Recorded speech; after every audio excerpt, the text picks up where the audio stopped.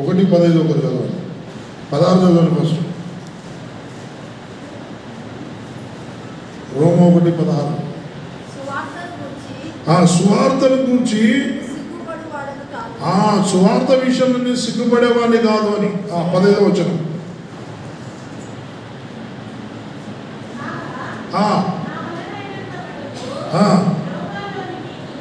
రోమాలో ఉన్నటువంటి మీ అందరికీ చాలు. ఇప్పుడు దీన్ని ఒక సీక్వెన్స్లోకి తీసుకొస్తున్నారు. ఏంటంటే అక్కడ చెప్పిన 4 రెఫరెన్స్ ఉన్నాయి. బీదలకు సువార్తను ప్రకటించుటకు, అనుదినము సువార్తను ప్రకటించుటకు, అనుదినము సువార్తను ప్రకటించుటకు, తర్వాత సువార్త ప్రకటించుటకు సిద్ధముగా ఉన్నాను, సువార్త విషయంలో సిగ్గుపడవాడను కాను. ఇవన్నీ ప్రియమైనటువంటి దేవుడా యేసు ప్రభు తన శిష్యులు ఇచ్చిన స్టేట్మెంట్లు. అంటే ప్రియమైనటువంటి దేవుడా ఈ సువార్త విషయంలో మాకు భారం ఉంది. సువార్తను ప్రకటించే విషయంలో మేమేం కలిగి ఉన్నాము? భారము కలిగి ఉన్నాము. మేము యేసు ప్రభు మీద దేవుని ఆత్మ ఉందంట. ఎందుకయ్యా అంటే బీదలకు సువార్తను ప్రకటించడం నాకు ఒక భారం ఉంది. దేవుని ఆత్మతో నింపబడిన నాకు బీదలకు నేను సువార్తను ప్రకటించాలి. ఎప్పుడు ప్రకటించాలయ్యా అంటే అనుదినము సువార్తను ప్రకటించడము. ఎప్పుడు ప్రకటిస్తావయ్యా అంటే బీ ప్రిపేర్డ్, సిద్ధంగా ఉన్నారు. ప్రతిరోజు కూడా సువార్తను ప్రకటించాలి. ఇంకోటి ఏంటంటే సువార్త ప్రకటించడంలో మేము సిగ్గుపడమే పడము. సువార్త ప్రకటించే విషయంలో సిగ్గుతో వదిలేసి ధైర్యంగా మేము సువార్తను ప్రకటిస్తాం. ప్రియమైనటువంటి దేవులారా, అంటే చూడండి సంఘములో యేసు ప్రభు చెప్తున్నాడు, యేసు ప్రభు శిష్యులు ఈ మాటలు చెప్తున్నారు. ఈనాడు సంఘములో ఉన్న విశ్వాసులు ఈ మాటలు చెప్పాలి. ఏమనంటే అయ్యా మాకు కూడా సువార్త భారం ఉంది కనుక మేము కూడా సేవకులతో కలిసి పార్ట్నర్షిప్ భాగస్వాములమయ్యాం సువార్త పరిచర్యలో. అయ్యా ఎప్పుడు గురువారం జరుగుతుంది కదా సువార్త కూడికలు, మంగళవారం జరుగుతుంది కదా సువార్త కూడికలు. మేము ఆ సమయంలో సేవకులతో పాటు మేము కూడా సువార్తలు ఏమై ఉన్నాము? పాలి భాగస్తుల పార్ట్నర్స్ అయ్యాము. ప్రియమైనటువంటి అందుకు మేము సిద్ధంగా ఉన్నాము. అందుకు మేము సిగ్గుపడనే పడము. ధైర్యంగా సువార్తను ప్రకటించుకుంటూ మేము ముందుకు సాగుతాము. సంఘం ఇలా ఉండాలంట దేవుడు కోరుకునేది. మీరు ఏం కలిగి ఉన్నారయ్యా సంఘం అంటే అక్కడ దేవుని వాక్యం చెప్తుంది వాళ్ళు భాగస్వామ్యం కలిగి ఉన్నారు. దేంట్లో? సువార్తలో పాలి భాగస్వాములు, సువార్తలో భాగస్వామ్యము, సువార్తలో వాళ్ళు పార్ట్నర్స్గా ఉన్నారు. ఈరోజు ప్రియమైన నేను అంటాను, మనకుందా భారం ఉందా? మనం కూడా సువార్తలో పాలి భాగస్తులు కావాలి. ఇది వాక్యం చెప్తుంది. యేసు ప్రభువే ఆ మాట చెప్పాడు. యేసు ప్రభువుని వెంబడించిన శిష్యులు చెప్పారు. యేసు వెంబడించే సంఘాలు చెప్పాయి. ఈరోజు సంఘమైన నేను కూడా ఆ మాట చెప్పగలిగిన స్థితి నాకు ఉండాలి అనేది విషయాన్ని ఈరోజు మనం గమనించాలి. ప్రియమైనటువంటి దేవులారా, 1264 సంవత్సరంలో 1264 సంవత్సరంలో చైనా చక్రవర్తి అయినటువంటి కుబుల్ ఖాన్ అనేటువంటి వ్యక్తి, ఈ కుబుల్ ఖాన్ అనేటువంటి వ్యక్తి మార్కోసో అనేటువంటి ఒక వ్యక్తి ద్వారా దేవుని సువార్తను విన్నాడు, వాక్యాన్ని విన్నాడు. దేవుని వాక్యం అతన్ని విన్నప్పుడు అతనిలో గొప్ప మార్పును తీసుకొని వచ్చింది. ఆయనకు సమాధానం అనిపించింది. ఇది నా జీవితానికి, నా దేశానికి ఇది చాలా అవసరమైంది అని గుర్తిరిగి చేసినటువంటి పని ఏంటంటే అప్పటి పోపు అయినటువంటి పదవ పోపు అయినటువంటి గ్రే గోరీ అనేటువంటి 10వ పోపు అయినటువంటి వ్యక్తికి ఒక ఉత్తరం రాసి పంపించాడు. అయ్యా చైనా దేశానికి ఒక 100 మందిని దేవుని సువార్త అందించే వారిని పంపించండి అని చెప్పేసి పంపించాడంట. ప్రియమైనటువంటి అప్పుడు పోపు ఇద్దరిని పంపించాడంట. 100 మందిని అడిగితే ఆ ఇద్దరు పంపించిన డొమినికన్ అంటారు. ఆ డొమినికన్ దేవుని గురించి అందించేవాళ్ళు. ఈ పోపు వాళ్ళ దగ్గర ఉండే పరిచారకులు సువార్త అందించే డొమినికన్ అనేటువంటి ఒక ఇద్దరిని పంపించారంట. ప్రియమైనటువంటి వీళ్ళు డొమినికన్ అనేటువంటి వీళ్ళు దేవుని సువార్త అందించడానికి చైనా దేశానికి వస్తుంటే అర్మేనియా దేశంకి అక్కడికి వచ్చినప్పుడు బాగా చలి ఎక్కువైపోయి ఆ చలికి తట్టుకోలేక ఈ డొనమియన్ అనేటువంటి ఇద్దరు సువార్థకులు, అంటే ఈ పేరు కలిగినటువంటి ఈ వర్గం చెందిన వాళ్ళు వెనక్కి వెళ్ళిపోయారంట. మళ్ళీ తిరిగి వాళ్ళ దేశానికి తిరిగి వెళ్ళిపోయారు. చిన్న దేశానికి రాలే. ఎప్పుడు ఇది 1264 సంవత్సరంలో జరిగినటువంటి విషయం. ఆయన చెప్పినటువంటి ఒక మాట ఏంటంటే, అయ్యా మా దేశంలో మీకు తెలిసినటువంటి క్రైస్తవం గురించి తెలిసిన 10 మంది 100 మంది పండితులను పంపించండి, నేను మా దేశంలో ఉన్న ప్రజలందరూ క్రీస్తును అంగీకరించి క్రీస్తు మార్గంలో నడుపుతామని ఉత్తరం రాసి పంపించాడు. అది జరిగిపోయి ఇప్పుడు చూడండి, మనము ఈ 21వ సెంచరీ 22వ సెంచరీ 20వ సెంచరీలోకి మనం వచ్చేసాము. ఇప్పుడు జరుగుతున్నటువంటి విషయం ఏంటంటే, చైనా దేశం ఒక కమ్యూనిస్ట్ దేశం. ప్రియమైనటువంటి సువార్తకి భయంకరమైన ఆటంకం ఉన్నటువంటి దేశం అది. ప్రియమైనటువంటి దేశంలో ఒకవేళ ఆ దినముగాన వాళ్ళు చలికి కూడా లెక్క చేయక వాళ్ళు గాన దేవుని భారం, ఆత్మల భారం కలిగి ఆ చలిని తట్టుకొని గాన ఆ దేశంలోకి ప్రవేశించి అప్పుడు ఆ దేశంలో ఉన్న చక్రవర్తి ఇచ్చిన అనుకూలతను గాన అవకాశాన్ని ఉపయోగించుకుంటే దేవుని రాజ్యం చైనా దేశంలో అద్భుతంగా కట్టబడేది. హల్లెలూయా. ప్రియమైనటువంటి దేవులారా, ఈరోజు భారతదేశంలో ఇంత భయంకరమైన వ్యతిరేకతలు ఎందుకు తెలుసా? దేవుడు ఇచ్చిన అవకాశాలు సంఘాలు ఉపయోగించుకోకూడదు, విశ్వాసులు ఉపయోగించుకోకున్నారు. అందరు నిద్రమత్తులు ఉన్నారు, ఎవరు పనిలో ఉన్నారు. ఈ సేవకుడికి ఒక్కరికి భారం అని చెప్పేసి అనుకుంటున్నారు. కానీ దేవుడు సంఘానికి దేవుడు ఇచ్చిన భారం ఏంటంటే, నశించిపోతున్న ఆత్మలకు సువార్తను ప్రకటించడానికి దేవుడిచ్చిన ఆజ్ఞ ఇది. సంఘానికి, విశ్వాసికి ఇది ఇచ్చినటువంటిది, సేవకునికి కాదు. సంఘం అందరికి, నేను కూడా సంఘమే మీతో పాటు. ఈ సంఘానికి శిరస్సు దేవుడు. అందరూ కూడా సువార్త భారం, బీదలకు సువార్తను ప్రకటించుటకు, అనుదినము సువార్తను ప్రకటించుటకు ప్రియమైన సిద్ధముగా ఉండాలన్నా, సువార్త ప్రకటించడానికి సిగ్గుపడకుండా వాటిని వదిలేసి ధైర్యంగా సువార్తను ప్రకటించడానికి సంఘం ప్రిపేర్ అయి ఉండాలంట. ఈరోజు ఎందుకు ఇంత నష్టం జరుగుతుంది తెలుసా? మణిపాల్ సంఘటన ఎందుకు జరిగింది తెలుసా? ప్రియమైన దేవులారా, సంఘము మేలుకొని ప్రార్థన చేసి సువార్త భారాన్ని కలిగి ప్రార్థన చేసి సువార్తను ప్రకటించకపోవడం. ఈరోజు ఇన్ని భయంకరమైన సంఘటనలు జరగడానికి గల కారణం క్రీస్తు ప్రేమను చాటకపోవడం వల్లే, సువార్త ప్రకటించకపోవడం వల్లే ఇంతమైన భయంకరమైన పరిస్థితులు మనం ఎదుర్కొంటున్నాం. దేవుడు ఇచ్చిన అవకాశం ఇప్పుడు మనకు దేశంలో, భారతదేశంలో కొన్ని రాష్ట్రాల్లో మనకు స్వతంత్రత ఉంది సువార్తను ప్రకటించడానికి. మీకు తెలుసా, కొన్ని రాష్ట్రాల్లో సువార్తను బ్యాన్ చేశారు. మన భారతదేశంలో కొన్ని రాష్ట్రాల్లో సువార్తను బ్యాన్ చేశారు. సువార్త ప్రకటించకూడదని పెట్టేశారు. ఈవెన్ బైబుల్ కూడా పట్టుకుని తిరగకూడదని పెట్టేశారు. ప్రియమైన రాబోతున్న భయంకరమైన దినాలు మనం ఎదుర్కోబోతుండగా గుర్తుపెట్టుకోవాలి ఏంటంటే, దేవుడు నాకు భారాన్ని కలిగి ఉండాలి. ప్రభా, ఆత్మల భారం నాకు దయచేయి. ప్రభా, సువార్త భారాన్ని దయచేయి. ప్రియమైనటువంటి దగ్గర ఈరోజు ఒకవేళ అలాగే ఉన్నారా, ఒకనొక సమయం వచ్చిందా అసలు దేవుని మందిరాలు ఖాళీ అయ్యే పరిస్థితి ఏర్పడుతుంది. దేవుని ఆరాధించుకోవడానికి కూర్చోవడానికి కూడా స్థలం ఉండదు.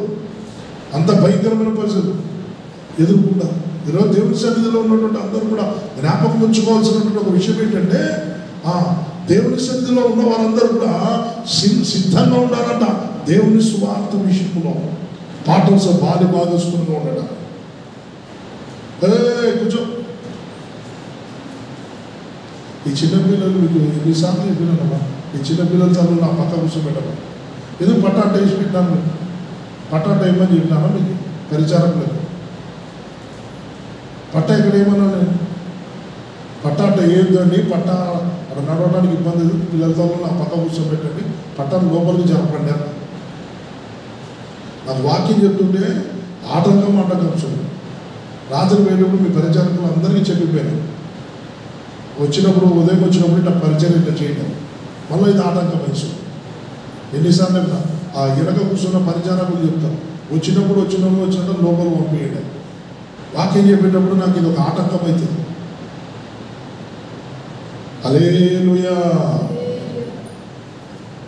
ప్రియమైనటువంటి దేవుని బిడ్డలారా, దేవుని యొక్క సువార్త విషయంలో కొరింథీ సంఘం వాళ్ళు, ఫిలిప్పీ సంఘస్థులు, పౌలు అంటాడు ప్రారంభము నుంచి, సేవ ప్రారంభము నుంచి వాళ్ళు ఏమైనారట? భాగస్వాములు, పార్ట్నర్స్ అయినారు. చెప్పండి, ఏమైనారట? భాగస్వాములు అయినారు, వాళ్ళే భాగస్వాములు. ప్రియమైనటువంటి దేవులారా, ఈరోజు సంఘము స్వార్థ విషయంలో ప్రార్థన చేయగలిగిన వాళ్ళు ప్రార్థన చేయాలి, సహాయకంగా ఉండేవాళ్ళు సహాయం ఉండాలి, సువార్తను ప్రకటించగలిగిన వాళ్ళు సువార్త ప్రకటించాలి, సేవకునితో పాటు సేవకులు అంటే చేయగలిగినటువంటిది చేయగలగాలి. అలా నేను ఒక్కరిని పోయి చేస్తా అంటే కాదు, సంఘముతో పాటు చేయడం నేర్చుకుని ఫస్ట్. ప్రేమేటువంటి దేవుడు సంఘముతో కలిసి ఇప్పుడు మనం సువార్త పరిచయం అక్కడికి ఎక్కడికి వెళ్తాం. చాలామంది ఆయా ప్రాంతాల్లో దూర ప్రాంతాల్లో ఉన్నాం, కానీ కూటలకి రాలేకపోతున్నామని ఒకటి ప్రార్థన చేస్తాం. రెండోది వాళ్ళు చేయగలిగిన సహాయం చేస్తాం. అలా మేము కూడా సువార్తలో ఏం కావాలి? పాలి భాగస్థులము కావాలి. సువార్తలో పాలి భాగస్థులు కూడా ఎందుకు? వాళ్ళకి భారం ఉంది, ఎన్నో ఆటంకాలు ఉన్నాయి. ఇప్పుడున్న జాబ్స్ని బట్టి కానీ, పిల్లల్ని బట్టి కానీ, ఫ్యామిలీని బట్టి కొన్ని ప్రాబ్లమ్స్ ఉన్నాయి. అలా వెళ్తున్నారు, మీరు కొంచెం బృందం వెళ్తున్నారు కనుక మేము చేయగలిగిన ప్రేర్ చేస్తాం, మేము ఇవ్వాల్సిన సపోర్ట్ ఇస్తాం. మేము స్వార్థ మాత్రం ఆకూడదన్న, స్వార్థ వెళ్తూనే ఉండాలి. ఎందుకు? వాళ్ళు పాలి భాగస్తులుగా సంఘంలో 10 మంది ఉన్నారు, కానీ సంఘంలో ఉన్న ప్రతి ఒక్కరు ఉండాలి, ప్రతి సంఘం ఉండాలన్న. కర్నూలు టౌన్లో ఉన్నటువంటి సంఘాలు, జిల్లాలో, రాష్ట్రంలో ప్రతి సంఘం ఏం కలిగి ఉండాలి అంటే సువార్త విషయంలో పాలి భాగస్తులై ఉండాలి. అందుకే దైవజనుడు ఒక మాట అంటాడు, ఒక క్రైస్తవుడు నిజంగా ఒక క్రైస్తవుడుగా జీవిస్తే భారతదేశం ఒక సంవత్సరంలో ఒక క్రైస్తవ ప్రాంతంగా మార్చబడింది. భారతదేశం అంతా అంటే ఒక రోజు నిజమైన క్రైస్తవుడు ఏం చేస్తాడయ్యా అంటే ప్రార్థన చేశారు, సువార్త చెప్పకుండా అన్నం తిన్నాడు. మనం ఏం చేస్తాం చెప్పండి? ఏం చేస్తాం? సువార్త చెప్పకపోయినా నశించిపోతున్నారు, ఆత్మలు నశించిపోతున్నా. మనం మాత్రం ఏం చేస్తాం? హల్లెలూయా. ప్రియమైనటువంటి దేవులారా, ఈరోజు చూడండి, భారతదేశానికి వచ్చి తోమస్ సువార్తను అందించకపోయింటే, విలియం కేరీ వచ్చేటువంటి బైబిల్ గాని అందించకపోయింటే, ఈరోజు భారతదేశంలో సువార్త అనే మాటకు మరుగే, సువార్త లేకుండా మరుగైపోయింది, అసలు ఉండేది కాదు.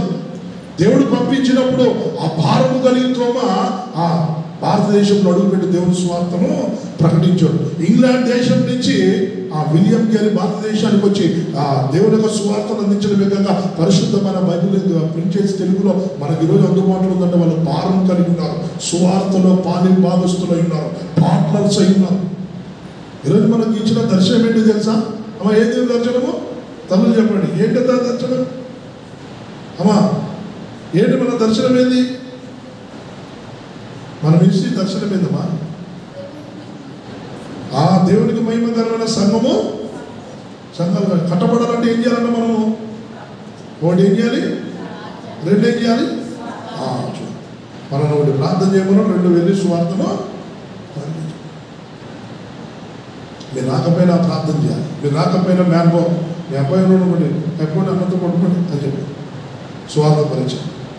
మీరు రాగలిగితే ఒక కూటానికి వచ్చి కొంచెం దేవుని సువార్త ఎక్కడైనా కూటమి చెబుతుంటే అక్కడ ఎవరైనా తెలిసిన వాళ్ళని దేవుని సన్నిధానం ఏదో ఒకటి పరిచయంలో ఏం కావాలంటే పార్ట్నర్స్, పాలి భాగస్తులు కావాలి. ఎలాగైనా సరే నేను సువార్తలో పాలి భాగస్తులుగా ఉండగలగాలి. వీలైతే మీరున్న చుట్టుపక్కల అంతా ఉన్న వాళ్ళకి అందరూ కూడా ఆ భారం కలిగి దేవుని యొక్క 2 మాటలు అందించండి. మీ చుట్టూ ఉన్న వారికి, మీ బంధువులకు చెప్పండి, మీ చుట్టూ ఉన్న వారికి దేవుని స్వార్థ. ఎందుకు నేను పార్ట్నర్ కావాలి? స్వార్థంలో నేను ఏమై ఉండాలి? పాలి భాగస్తులు. మేమేం కలిగి ఉన్నామయ్యా అంటే మొదటిది కృపను కలిగి ఉన్నాం, రెండోది ఏం కలిగి ఉన్నామంట? భాగస్వామ్యము కలిగి ఉన్నాం. ఆమేన్. ప్రియమైన దీని యొక్క సువార్త యొక్క తీవ్రత ఎంత నష్టంగా ఉంటుందో ఒక చిన్న ఎగ్జాంపుల్ చెప్తాను. ఏంటంటే పోలియో తెలుసా? పోలియో తెలుసా? చిన్నపిల్లల తల్లు తెలుసు కదా, పోలియో చుక్కలు వేస్తుంది కదా. ఎన్ని వేపిస్తారు? ఎన్ని రకాలు వేస్తారు తెలుసా? పోలియో చుక్కలు ఎన్ని వేస్తారు మా తల్లి? 2 రకాలు. మిస్టర్ మదర్స్, ఈరోజు ఫాదర్స్ డే అంట. Happy fathers day తండ్రులకి.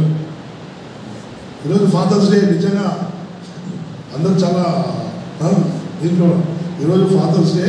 పిల్లలు అందరూ మీ తల్లిదండ్రులకి, తండ్రికి హ్యాపీ ఫాదర్స్ డే అని చెప్పండి.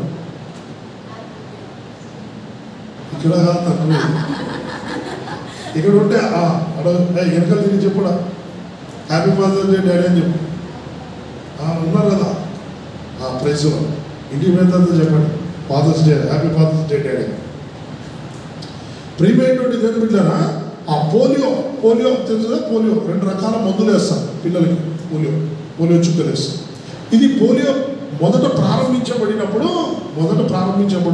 ఈ పోలియో వచ్చినప్పుడు దీన్ని ఐడెంటిఫై దీన్ని కనుగొనడానికి, దీనికి కావాల్సిన ట్రీట్మెంట్ కనుగొనడానికి చాలా రోజులు పట్టింది. కానీ అది మొదట వచ్చినప్పుడు ఎంతమంది చనిపోయారంటే, ఎంతమందికి నష్టం జరిగిందంటే 3,50,000 మందికి నష్టం జరిగిందంట. అప్పట్లోనే 17th సెంచరీలోనే 3,50,000 మందికి నచ్చింది. అంటే కొంతమంది చనిపోయారు, కొంతమందికి కాలు. పోలియో అంటే ఏంటి? కాలు అంటే కాలు పనిచేయకపోవడం, అవిటి వాళ్ళు కావడం. పోలియో వచ్చి పిల్లలు పుట్టంగానే పిల్లలకి పోలియో వచ్చి కొంతమందికి పెరుగుతుండగానే మధ్యలో వచ్చి చాలామంది కూడా స్ట్రోక్ లేని వాళ్ళు, ఇట్లా పోలియో వచ్చి స్ట్రోక్ లేని వాళ్ళు. దాని తర్వాత వ్యాక్సిన్ కనుగొన్న తర్వాత ఈ యొక్క జరుగుతున్న నష్టాన్ని ఏం చేసుకుంటూ వచ్చారంటే తగ్గించుకుంటూ వచ్చారు. ఇప్పుడు పోలియో ఎప్పుడు వేసేది? పోలియో చుక్కలు తెలియదు కదా. ఓకే, అప్పుడు ఆ టైం వచ్చినప్పుడు మీకు ఒకటి తెలుసలేదు, గవర్నమెంటే పట్టించుకుంటుంది మనని కదా. వచ్చి మన ఇంటి చుట్టూ ఆటోలు తిరుగుతుంటాయి కదా, అమ్మ పోలియో చుక్కలు అయిపోయాడు అని. ఎక్కడ చూసినా స్కూల్స్ కాడ బ్యానర్స్ కట్టింటారు కదా. దానికి ఎంత ఖర్చు పెడతారంటే 4 కోట్లు ఖర్చు పెడతారు ప్రచారానికి. ఏపించుకోకపోతే ఎవరికి నష్టము? ఎవరికి నష్టము? మీ పిల్లలకే నష్టం. కానీ గవర్నమెంట్ చూడండి, నష్టం జరగకూడదని ప్రచారానికి ఎంత కోట్లు అంటే 4 కోట్లు ఖర్చు పెడుతుంది. ఇది ఎప్పుడు 1995లో. ఇప్పటికి దానికి రెట్టింపు అయిపోయింది ప్రచారానికి ఖర్చు. నష్టము జరగకూడదని, అంతకుముందు జరిగిన నష్టముగా జరగకూడదని అలా తగ్గించుకుంటూ వచ్చారు. ఇప్పుడు పోలియో అనేది చాలా రేర్ అయిపోయింది. అసలుకి ఎక్కడ కూడా అంటే ఒక 2% కూడా కనపడడంలే, అంతగా తగ్గించుకుంటూ వచ్చేసారు. అంటే నేను ఇక్కడ ఒక మాట అంటాను, ఏమంటే చూడండి, ప్రచారానికి అంటే వాళ్ళు తెలుసుకున్నటువంటి ఆ విషయాన్ని చెప్పకపోతే ఏం జరుగుతుంది? పోలియో అనేది ప్రచారం ఏం జరగకుండా ఒక స్కూల్లో కూడా బ్యానర్లు పెడితే ఆ బ్యానర్ చూసిన వాళ్ళు మాత్రమే తెలుసుకుంటారు. కానీ ఇప్పుడు ఏం పెట్టారో తెలుసా? మీకు అంగన్వాడీ వాళ్ళు ఉంటారు కదా, అంగన్వాడీ ఏమంటారు? ఆశావర్కర్ వాళ్ళు వచ్చి చిన్నపిల్లలు ఉంటే వాళ్ళ దగ్గర తీసుకుంటుంది, వచ్చి ఇంటికి వచ్చి అమ్మ పోలియో చుక్కలు వస్తున్నారు, వేయించుకోండి. ఓ 10 రోజులే నిల్వలో పెడతారు. తరిమి పంపించి వేపిస్తారు. ఇంత ఫీడ్ వర్క్, ఇంత వర్క్ జరుగుతుంది. దానివల్ల నష్టం పూడిపోతుంది. నష్టం జరగకుండా ప్రేమిద్దారా నేను అంటాను, సువార్త విషయంలో నువ్వు చెప్పకపోతే, నేను చెప్పకపోతే అనేక మంది తెలియకపోతే నశించిపోయి నష్టం ఏం జరుగుతుందంటే ఆత్మ ఎక్కడికి వెళ్తుంది? నరకానికి వెళ్తుంది. నేనున్న పరిధిలో, నువ్వున్న పరిధిలో, మనమున్న పరిధిలో మనం దేవుని సువార్తను వ్యాప్తి ప్రచారము చేయాలి. అందులో సువార్తను ప్రకటించడం అంటే ప్రచారము చేయాలి. దేని గురించి? అయ్యా యేసు ప్రభు నిన్ను ప్రేమిస్తున్నాడు, యేసు ప్రభు నమ్ముకుంటే నీకు నిత్యరాజ్యం వస్తుంది. ప్రభువుని నమ్ముకోకు, ప్రభుని అంగీకరించకపోతే ఒకవేళ చనిపోతే కనుక నిత్య నరకానికి వెళ్తావు. కనుక యేసు ప్రభు నమ్ముకుని ఆయన మార్గంలోకి మనము కోసం పరలోకానికి ప్రయాణం చేస్తామని 2 మాటలు దేవుని గురించి సువార్తను మన చుట్టూ ఉన్న వారికి దేవుని సువార్తను ఇందులో మనం పాలిభాగం. నష్టం జరగకూడదంటే ఇప్పటికే చాలా నష్టం జరుగుతుంది. ఎందుకంటే చాలాసార్లు మనం సువార్త చెప్పాము. ఇంకోటి ఏంటంటే మన ఇంట్లో వాళ్ళకి మనం చెప్పాము. చూడండి కదా, మన ఇంట్లో వాళ్ళకి మనం చెప్పాము. కానీ మన ఇంట్లో వాళ్ళకి మనం చెప్పాలి, మన చుట్టూ ఉన్న వారికి మనం మొదట చెప్పడానికి ప్రయత్నించాలి. అందుకే ప్రకటించక ముందు ప్రార్థన చేయండి, తర్వాత నువ్వు ప్రకటిస్తే అప్పుడు దేవుని రాజ్యం కట్టబడుతుంది. మన చుట్టూ అనేక మంది దేవుని వైపు తిరుగుతారు, అనేక ఆత్మలు నశించుకోకుండా నిత్య రాజ్యానికి చేర్చబడతారు. అందుకే ఏం కలిగి ఉన్నారయ్యా ఫిలిప్పీ సంఘం అంటే మేము సువార్తలో పాలి భాగస్వామ్యాన్ని కలిగి ఉన్నారు. కనుక మనం కూడా అలాంటి జీవితాలు దేవుడు మనకి అనుగ్రహించును గాక. మనం సువార్తలో పార్ట్నర్షిప్ను కలిగి ఉందము గాక. సువార్తలో మనల్ని, మన కుటుంబ సభ్యులు, మన సంఘాన్ని దేవుడు బలపరిచి వాడుకొనును గాక. మూడవది ఏంటంటే విశ్వాసం, ఫెయిత్. తిమోతికి రాసిన 2వ పత్రిక 1వ అధ్యాయం 3-5 వచనాలు. నా ప్రార్థన యందు ఎడతెగక నిన్ను జ్ఞాపకము చేసుకొనుచు నీ కన్నీళ్లను తలుచుకొని నాకు సంపూర్ణానందము కలుగుటకై నిన్ను చూడవలెనని రెయ్యింపగలు అపేక్షించుచు నీ యందున్న నిష్కపటమైన విశ్వాసమును జ్ఞాపకము చేసుకొని నీ యందున్న చాలు. అమ్మా తిమోతికి రాస్తూ అపోస్తలుడైన పౌలు అంటాడు, తిమోతి నీలో ఉన్న విశ్వాసం ఎలాంటిదంట? నిష్కపటమైన విశ్వాసము. నిష్కపటమైంది అంటే ప్యూరా? ప్యూర్ ఏమా? కపటము లేదు. నిష్కపటము అంటే కపటము లేదు, కలంకము లేదు, స్వార్థము లేనిది. ఇప్పుడు మనం పొద్దున్న లేచక దేవుని అది అడుగుతూనే ఉంటాం. ఇక మన విశ్వాసం ఎట్లాంటిది చెప్పండి? అడగకుండా ఉంటామా? ఓకే, అంటే ఒక ఎగ్జాంపుల్ చెప్తాను, అడగాలి. ఓకే, నేను టాపిక్లో తీసుకుని విశ్వాసం ఎలాంటి విశ్వాసం అంటే నిష్కపటమైంది. నేను దీన్ని తర్జుమాలో చూసుకుంటూ వెళ్ళా. అందుకే ఈ తెలుగు బైబిల్లో తర్జుమాలోకి వచ్చినప్పుడు కొన్ని పదాలు వాళ్ళు కూర్చొనిగా దొరకకున్నప్పుడు కొన్ని పదాలు అలా చేర్చుకుంటున్నారు. కానీ బైబిల్లో తర్జుమా బైబిల్లో చూసుకుంటూ వెళ్తే సిన్సియర్ ఫెయిత్ అని రాయబడింది. సిన్సియర్ ఫెయిత్ అంటే నిజాయితీ గల విశ్వాసం. ఏంటంటే నిజాయితీ గల విశ్వాసం. ఇప్పుడు మీ పక్కన నువ్వు కలిగి ఉన్న విశ్వాసం నిజాయితీ కలిగిన విశ్వాసం అన్నది. ఇటుపక్క చెప్పండి, మీరు కలిగి ఉన్న విశ్వాసం నిజాయితీ కలిగిన విశ్వాసం అనండి. నేను కలిగి ఉన్నది నిజాయితీ కలిగిన విశ్వాసం అనండి. ఆమేనండి. ఏదున్నా మీకు ఇదే అనుగ్రహింపబడ నిజాయితీ కలిగిన విశ్వాసం. ఆమేన్. ప్రియమైన ఆ నిజాయితీ కలిగిన విశ్వాసాన్ని తిమోతి కలిగి ఉన్నాడు. పౌలు అంటాడు, అయ్యా తిమోతి, నేను నీ చూసినప్పుడు దేవుడికి థ్యాంక్స్ చెప్తున్నా. ఏమంటే నీలో విశ్వాసం నేను ఏం చూసినా అంటే నిజాయితీ కలిగిన విశ్వాసాన్ని చూశాను. అదే విశ్వాసం ఇట్లాంటిది కూడా ఉంటుందా? నిజాయితీ కలిగిన విశ్వాసం. ఇందాక ఇక్కడ ఉంది నిష్కపటం అయిందంటే కపటం లేదు అంటే కపటం. కపటం అంటే మోసం, అంటే ఫ్రాడ్ ఫెయిత్ కూడా ఉంటుంది అనమాట. Faith, fraud faith. ప్రియమైనటువంటిదా సిన్సియర్ ఫెయిత్, నిజాయితీ కలిగిన విశ్వాసం. ప్రియమైనటువంటి దేవుడులారా, ఇక్కడ మీరు గమనించాలి. ఎందుకు ఈ మాటల్ని ఆ మాట అన్నాడు దేవుడు, పరిశుద్ధాత్మ దేవుడు పౌలు ద్వారా ఈ మాటను రాయించాడు తిమోతికి రాసినటువంటి పత్రికలో అని. ప్రియమైనటువంటి దేవుడులారా, మనము నిజాయితీ కలిగినటువంటి విశ్వాసాన్ని కలిగి ఉండాలి. ఇది దేవుడు కోరుకుంటున్నాడు అని వాక్యం చెప్తుంది. ప్రియమైనటువంటి దేవుడులారా, ఒక విషయాన్ని చెప్తాం. ఏంటంటే మీకు అర్థం ఉండాలి. దక్షిణ కొరియాలో పారాయించే చర్చిలో ఉన్నటువంటి ఒక విశ్వాసం యేసు ప్రభు నమ్ముకున్నాడు. యేసు ప్రభు నమ్ముకున్న తర్వాత అతను ప్రభు సన్నిధికి క్రమంగా దేవుని మందిరానికి వస్తూ ఉండగా అతను ఆర్థికంగా కొంచెం ఇబ్బందిగా ఉన్నాడు, ఆర్థికమైనటువంటి సమస్యల్లో ఉన్నాడు. అప్పుడు దైవజనుడైనటువంటి పాలాంగిచో గారు చెప్పారంట, ఏమన్నా అయ్యా నువ్వు క్రమంగా దేవుని మందిరానికి దేవుడు నిన్ను ఖచ్చితంగా దేవుడు దీవించు. క్రమంగా వస్తున్నాడు కానీ ఆర్థికంగా కొంచెం ఇబ్బంది పడుతున్నాడు. అయ్యా నువ్వు ఏం పని చేస్తున్నావు అంటే, అయ్యా పని ఎవరో దొరికి ఎవరో దొరికి అట్లా కాదు, ఒక క్రమమైన పనిని ఎత్తుక్కొని ఆ పని క్రమంగా చేయాలి అంటే ఆయన చేసి కుదరక అప్పుడు ఏం చేశాడంటే ఆయనకు ప్రార్థన చేసుకుంటూ దేవుని మందిరానికి వస్తే అతనికి వచ్చినామంటే ఆడే దగ్గరలోనే సముద్రం ఉందంట ఆయన అనుకున్నాడా. అప్పుడు ఆయనకు వచ్చిన ఆలోచన బట్టి ఉప్పు తయారు చేయడం, సముద్రం దగ్గర ఉన్న నీళ్ళని గుంటలు కట్టి ఉప్పుని తయారు చేసుకుంటున్నాడు. ఉప్పు బిజినెస్ పెట్టాడట. దైవజనుడిని పిలిపించి ప్రార్థన చేసి, అయ్యా నేను ఉప్పు వ్యాపారం పెట్టినా ప్రార్థన చేయడం. సరే మంచి ఆలోచన అయ్యా, ఇది ఎక్కువ ఖర్చు అయ్యే పని కూడా కాదు, మంచి ఆలోచన, ప్రార్థన. ఉప్పు వ్యాపారం చేస్తుంటే కొంచెం అడప వస్తుంటే దైవజనుడు చెప్పాడట, అయ్యా ఆ వ్యాపారం పెట్టావు కానీ ఆదివారం కూడా దేవుని మందిరంలో కనపడాలి, నువ్వు ఆదివారం కనపడకపోతే నష్టం జరుగుతుంది అంటే సరే అని చెప్పేసి ప్రతి ఆదివారం 6 రోజులు పనిచేసి ఆదివారం దేవుని మందిరానికి వస్తుంది. దేవుని విధానాలు నేర్చుకుంటున్నాడు అతను. చిన్నగా కొన్ని కష్టాలు తీరిపోతున్నాయి, అప్పులు తీరిపోతున్నాయి, చిన్నగా ఉప్పు వ్యాపారాన్ని అభివృద్ధి పరుచుకుంటూ వస్తున్నాడు. ఆ తర్వాత దేవుని వాక్యం నుండి క్రమంగా సంపాదన వచ్చిన దాని నుంచి 10వ భాగం 10వ భాగం తీసి దేవునికి ఇస్తున్నాడు. తర్వాత దీవించబడిన కొలది దేవుని సన్నిధానానికి ఇస్తున్నాడు. ఆ సంఘంలో ఒక మంచి సాక్ష్యాన్ని సంపాదించుకున్నాడు. ఎంతగా సంపాదించుకున్నాడు అంటే పాలాంగిచో గారికి హెలిప్యాడ్ ఉంది, హెలికాప్టర్ ఉంది. అది ఎవరు ఇచ్చారంటే ఈ ఉప్పు అమ్ముకున్న వ్యక్తి ఇచ్చినాడు. దైవజనునికి ఆయా దేశాలకు తిరిగి దేవుని వాక్యం చెప్తున్నాడు అని చెప్పి ఒక హెలికాప్టర్ని గిఫ్ట్ ఇచ్చినాడు.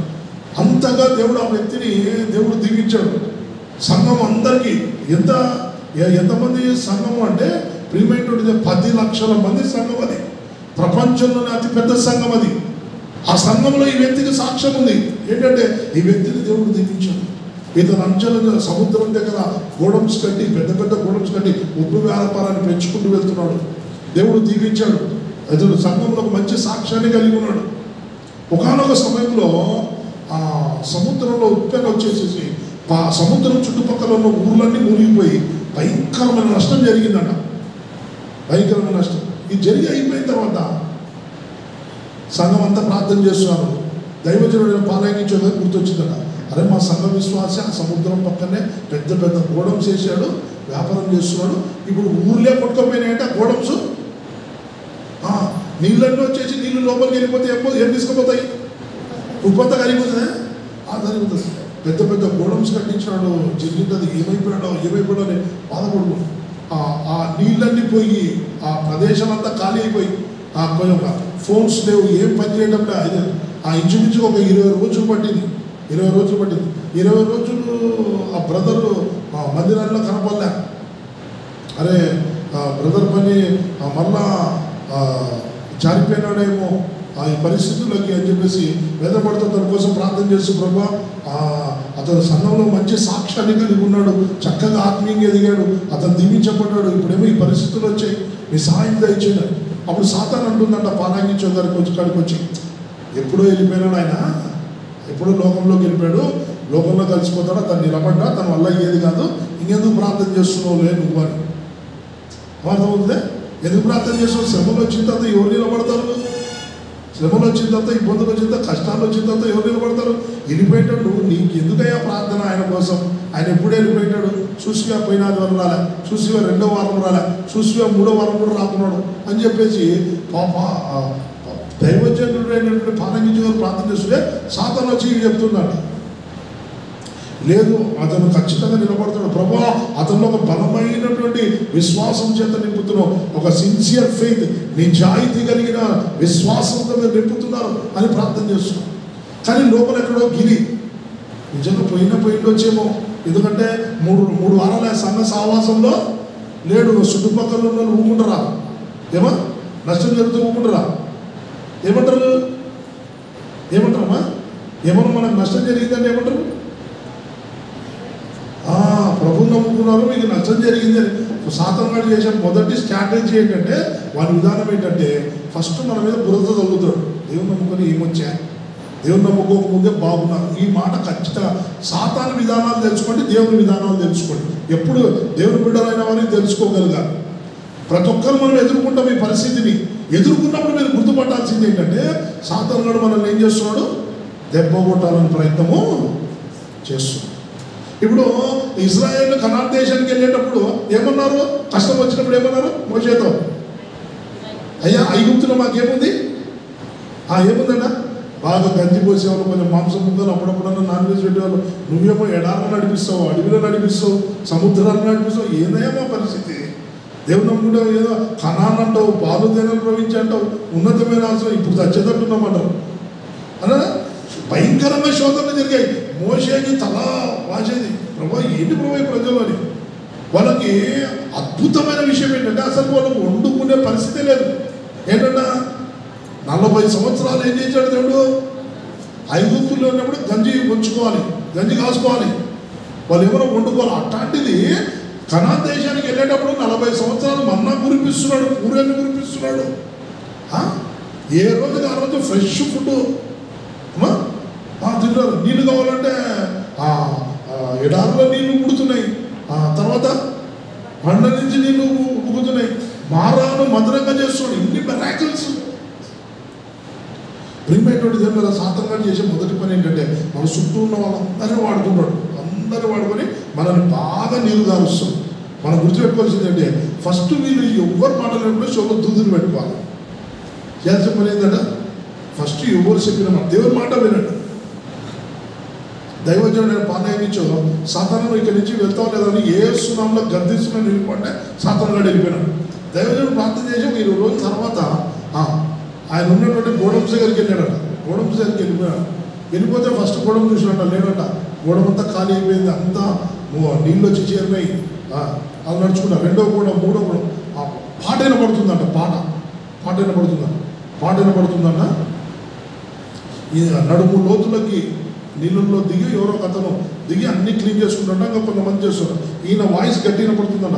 మా బ్రదరే ఉన్నట్టున్నాడు అని చెప్పేసి చూసి, బ్రదర్ ప్రైజ్ లార్డ్ అని చెప్పేసి తిరిగి, పాష గారు ప్రైజ్ లార్డ్ వస్తున్నాను పాష గారు అని చెప్పేసి చాలా సంతోషంగా పాటలు పాడుకుంటూ. అప్పటికే కొన్ని లక్షల నష్టం జరిగిందంట. వచ్చి పాష గారు రండి అని చెప్పేసి ఆ గోడకు తీసుకుపోయి కూర్చోబెట్టినట్ట. పాష గారు ఆయన ముఖంలో చూస్తుంటా, నవ్వుతున్నాడంట, పాటలు పాడుతున్నాడంట. పాష గారు, అయ్యా ఇంత నష్టం అంటే అంత పోయిందండి అన్నాడు. అంత పోయింది అని అన్నాడ. అయ్యా ఎలా ఉన్నావు అంటే అప్పుడు ఒక మాట దేవుడే ఇచ్చాను. ఎంత అద్భుతమైన మాట. దేవుడే ఇచ్చాను, దేవుడే తీసుకున్నాను. మీకు తెలుసో లేదో, 4th డైమెన్షన్ బుక్లో మీరు చూడండి, పాలాంగించో 10 లక్షల మంది ఉంటే ఈ విశ్వాసాన్ని సాక్ష్యం రాసినాడు. ఈ విశ్వాసాన్ని సాక్ష్యం రాసినాడు. సిన్సియర్ ఫెయిత్, బలమైన విశ్వాసం కలిగిన వ్యక్తి తను. శ్రమలకు చెల్లించే వ్యక్తి కాదు. నేను అనుకున్నాను ఈయన తొలగిపోయింటాడు అనుకున్నాను, కానీ ఆయన మాటలు వింటుంటే నాకే బలం వచ్చింది అన్నాడు. ఆయన రాసిన చాలా బుక్స్లో తర్వాత శామ్ జబుదురాయ్ అని చెప్పేసి ఒక అతను గుండు అతను పాలాంగించేవి ఇంగ్లీష్లో బుక్లో అన్ని ట్రాన్స్లేట్ చేశాడు. ఆ బుక్లో కూడా ఈ సాక్ష్యం ఉంది చూడండి.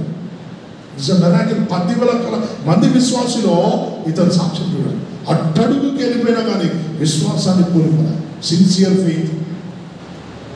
ప్రియమైనటువంటి దేవుని బిడ్డలారా, తిమోతితో పౌలు అంటాడు, అయ్యా నీకు ఎన్ని శ్రమలు వచ్చినా, ఎన్ని ఇబ్బందులు వచ్చినా, నేను నీలో చూసిన విశ్వాసం ఏంటి తెలుసా? నిజాయితీ కలిగిన విశ్వాసం. అందరికి వస్తాయండి. ఒక పరీక్ష కాలం అందరికి వస్తాయి. మనం దాన్ని ఎదుర్కోవడానికి రెడీగా ఉండాలి. ఒక పరీక్ష కాలం వచ్చాము నిలబడ్డామంటే ఒక్కసారి గెలుపొందామా దేవుని సన్నిధిలో ఉన్నతమైన ఆశీర్వాదం. మీరు గుర్తుపెట్టుకోండి, ఎవరికి ఎక్కువ శ్రమలు వస్తాయో వారికి ఎక్కువ ఆశీర్వాదం. ఇప్పుడు చెప్పండి, ఎక్కువ శ్రమలో చేతులు ఎత్తారు సార్, మీరు ఎక్కువగా దీవించబడుదురు గాక. ఆ ప్రియమైన ఎంత ఎక్కువగా అవమానపరచబడితే అంత ఘనత వస్తుంది. అందరిలో తూవని ఊసినారా మీరు ఒకటే అనుకోండి, దేవుని స్తోత్రం. ఎందుకు తర్వాత ఎత్తే దేవుని మిమ్మల్ని ఎంతమంది అవమానపరిచారో, ఎంతమంది ఊసారో వాళ్ళందరి మధ్యలో మిమ్మల్ని తీసుకుపోయి సింహాసనం ఉన్నతమైన స్థితిని దేవుడు ఎక్కిస్తాడు. ఇది దేవుని వాక్యం చెప్తుంది, సేవకులుగా చెప్తున్నాను. ప్రియమైనటువంటి దేవుళ్ళరా, దేవుని నమ్ముకొని దేవునికి వచ్చినప్పుడు, దేవుని వెంబడిస్తున్నప్పుడు నేను ఒక్క పూట తిన్న రోజులు ఉన్నాయి. కానీ ఆ రోజు పరిస్థితులు వచ్చినప్పుడు ఒక్కసారి కూడా దేవుడిని నిందించలే, అవమానించలే. అందరూ అన్నా కానీ ప్రభునే గట్టిగా పట్టుకున్నా. ఈరోజు దేవుడు తలగా దేవుడు నిలబెట్టాడు. ప్రియమైనటువంటి దేవుళ్ళ ఎన్ని పరిస్థితులు వచ్చినా ప్రభుని వదిలిపెట్టిన, విశ్వాసాన్ని కోల్పోలే. అన్ని నా మేలు కోసం అనుకున్న అన్ని దేవుణ్ణి స్తుతించాను. దేవుడు దాన్ని ఆశీర్వాదకరంగా మార్చాడు. ప్రియమైనటువంటి దేవుళ్ళరా, సిన్సియర్ ఫెయిత్. దేవుని అడగాలి, ప్రభువా విశ్వాసం అనేది ఒక ఫలం, విశ్వాసం అనేది ఒక వరం. అందుకే దేవుని అడగాలి, ప్రభువా నాకు సిన్సియర్ ఫెయిత్, నిజాయితీ కలిగిన విశ్వాసం, కదల్చబడని ఎన్ని పరిస్థితులు వచ్చినా నీ కొడుకు నిలబడగలిగిన ఒక బలమైన విశ్వాసంతో నింపంటే, దేవుడు విశ్వాసంతో నింపితే ఎన్ని పరిస్థితులు వచ్చినా నువ్వు చెల్లించడం భయపడవు. యోబు చూడండి, అన్ని పోగొట్టుకున్నాడు. శరీరంలో ఆరోగ్యాన్ని పోగొట్టుకున్నాడు, ఆస్తులు అన్ని పోయినాయి. అప్పుడు పౌలు అన్నమాటది, యోబు అన్నమాటది దేవుడు ఇచ్చాడు. తర్వాత ఏమొచ్చింది ఆయనకి? 200 ఆశీర్వాదాలు వచ్చాయి. బైబిల్ అదే చెప్తుందండి సార్. ప్రేమేంటో sincere faith. ఈరోజు నీకు కష్టాలు ఉన్నాయి, ఇబ్బందులు ఉన్నాయి, అవమానాలు ఉన్నాయి, ఏమున్నా భయపడమాలి. సేవకులైనా నేను ధైర్యంగా చెప్తాను, నేను ప్రార్థన చేస్తాను, సంఘం అంతా మీకోసం ప్రార్థన చేస్తాను. ఎలాంటి పరిస్థితులైనా ఖచ్చితంగా మనం దాటుతాము. ఆ దాటిన తర్వాత ఉన్న ఆశీర్వాదాన్ని నిశ్చయంగా పొందుకుంటాం. దీంట్లో మార్పు ఏమీ ఉండదు. దేవుడు ఖచ్చితంగా మనల్ని దాటిస్తాడు. ఆమేన్, హల్లెలూయా. కనుక ప్రియమైనరా, ఆ దేవుని అడగాలి, ప్రభువా నేను కలిగి ఉండాల్సింది ఏంటంటే విశ్వాసం. అందుకే విశ్వాసం కోల్పోతాడు. అందుకే ఏమన్నా మీకు విశ్వాసం కూడా కట్టుకోవాలంటే ఒకటే ఒక పని, మందిరాన్ని పరిగెత్తుకుంటూ రావాలి. వీలైతే ఎప్పుడైనా కొంచెం బలహీనపడితే వెంటనే కొన్ని మాటలు ఫోన్ చేసి అయినా సరే, ఎవరైనా ఆత్మీయులు ఉంటే ఆత్మీయులతో గడపండి. లేదంటే ఫోన్ చేసి కొన్ని దేవుని మాటలు వినండి. తర్వాత మనం యూట్యూబ్లో మనం దేవుని వాక్యాలు వినండి. దేవుడు మీ జీవితంలో చేసిన ప్రతి మేలు తలపోసుకుంటూ దేవాది దేవుని స్తుతించండి. ప్రియమైనటువంటి దేవుని బిడ్డలారా, విశ్వాసాన్ని కూడగట్టుకునే విధానం కూడా నేర్చుకోవాలండి. ఇప్పుడు అంటే నేను ఏమంటాను, అతను ఆస్తి ఎంత పోయింది, అతను మంచి బిజినెస్ మ్యాగ్నెట్ అయినాడు, కానీ అన్ని పోయినాయి. కానీ అన్నిటిని బట్టి దేవుని స్తుతించుకుంటూ పాటలు పాడుతాడు. ప్రియమైనటువంటి దేవుని స్తుతిలోనే ఆశీర్వాదం ఉంది, స్తుతిలోనే దీవెన ఉంది. అందుకే స్తుతి కృతజ్ఞత స్తోత్రం. ప్రభువా నీకు స్తోత్రం, నాకు జరిగిన నష్టాన్ని అంతటిని బట్టి నీకు స్తోత్రం. ఎప్పుడైనా చెప్తున్నావా? అనారోగ్యం వచ్చిందంటే దేవునికి చెప్తున్నావా? ప్రభువా నాకున్న ఈ అనారోగ్యాన్ని బట్టి నీకు స్తోత్రం చెప్పారా ఎప్పుడైనా? తల తిరుగుతుందంటే ఏం చెప్పాలి? చెప్పండి, నాకు ఎగ్జాంపుల్ చెప్పండి. మీ పక్కన ఒక్కొక్కరు ఆదరించుకోవాలి. తల తిరుగుతుంది అనుకోండి, అప్పుడు స్తోత్రాలు అంటే చెప్తారు. కడుపు నొప్పి వచ్చిందనుకో ఎలా స్తోత్రాలు చెప్తారు? అంటే చెప్తారు మా స్తోత్రాలు. ప్రార్థన చేస్తారా?